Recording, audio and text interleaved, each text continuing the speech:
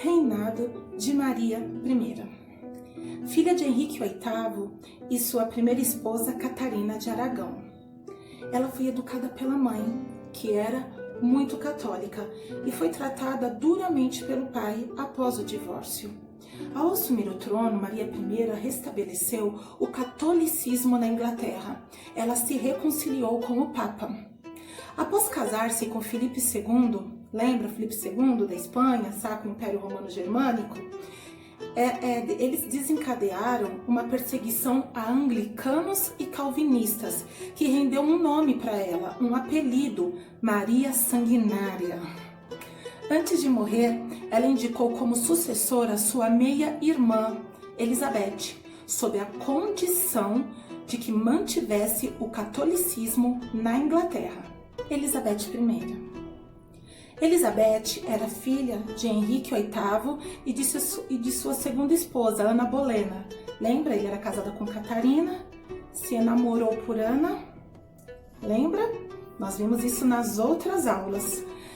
Ela tinha só 3 anos de idade quando o casamento da sua mãe com seu pai foi anulado e sua mãe foi decapitada porque foi condenada por adultério, recebeu uma acusação de adultério e foi decapitada. E ela foi declarada ilegítima naquela época, mas um estatuto do parlamento colocou-a na sucessão do trono após Eduardo VI e Maria I. Ela cresceu em isolamento, Elizabeth, sendo educada por humanistas. Aprendeu a falar e a escrever em inglês, francês, espanhol, italiano, latim e grego. E a ascensão dela ao trono foi muito bem recebida pelos ingleses.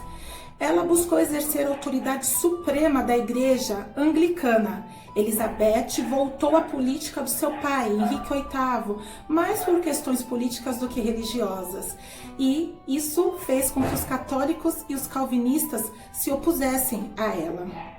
Em 1559, ela restabeleceu o ato de supremacia, que declarava ser o rei, o chefe supremo da igreja na Inglaterra, o ato de uniformidade, que restabeleceu o livro de oração comum. Ela constituiu a igreja anglicana como uma mistura do catolicismo com o protestantismo. Maria Stuart, rainha da Escócia, refugiada na Inglaterra, foi acusada de envolvimento em uma conspiração católica e acabou sendo decapitada. Os calvinistas, que começaram a ser chamados nessa época de puritanos, foram tão perseguidos quanto os católicos. E Elizabeth deu ao anglicanismo os traços que o caracterizam até hoje. Fortalecimento do Estado. Elizabeth colocou o Estado acima de tudo. Os interesses econômicos ingleses nos Países Baixos fizeram com que ela apoiasse os revoltosos na luta pela independência em relação à Espanha. E este foi um dos fatores que provocaram a guerra entre Inglaterra e Espanha, que nós também já vimos em aulas anteriores, e que deu, ali se deu a derrota da invencível armada da Espanha, pelos ingleses. Apoiados pelos espanhóis, os irlandeses católicos revoltaram-se contra Elizabeth, mas foram derrotados. Acelerou-se o cercamento de terras que visava criar pastagens para as ovelhas.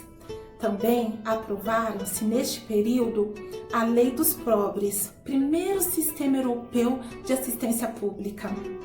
Organizaram-se companhias privilegiadas de comércio para a realização de expedições ultramarinas. A mais famosa foi a Companhia das Índias Orientais, que lançou as bases do domínio britânico na Ásia, especialmente na Índia.